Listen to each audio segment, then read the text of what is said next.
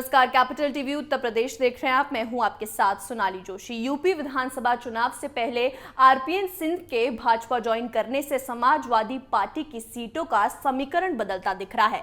दरअसल आरपीएन सिंह के बीजेपी में शामिल होने से डरे हुए स्वामी प्रसाद मौर्य ने अपनी सीट बदल दी है। क्या है पूरा मामला, जानने के लिए देखिए हमारी ये रिपोर्ट।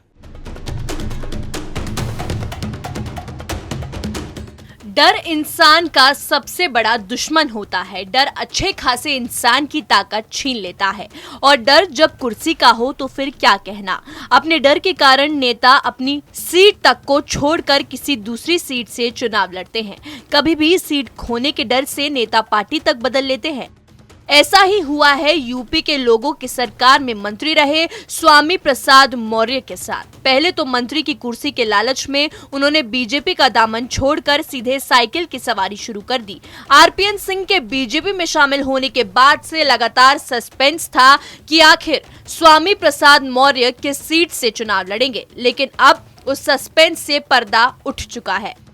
दरअसल स्वामी प्रसाद मौर्य ने इस बार अपनी सीट छोड़ दी है।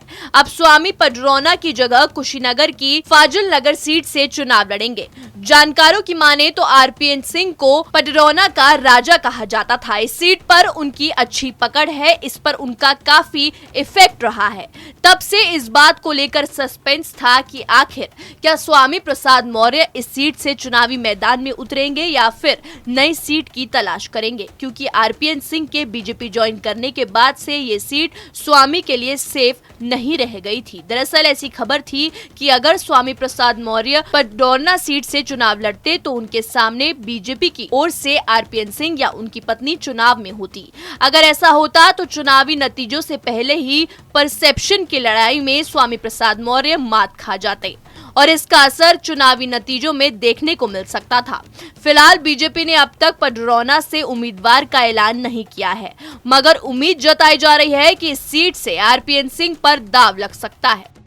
आपको बता दें कि साल 2009 में स्वामी प्रसाद मौर्य आरपीएन सिंह से हार का स्वाद चख चुके हैं। यही वजह है कि इस बार वो कोई चांस नहीं लेना चाहते, क्योंकि इस बार आरपीएन सिंह बीजेपी के रथ पर सवार है। इसके अलावा क्योंकि स्वामी पडरौना से कई बार विधायक रह चुके हैं, इसलिए एंटी इनकम्बेंसी से बचने के लिए भी उन्होंने अपनी सीट बदल दी है।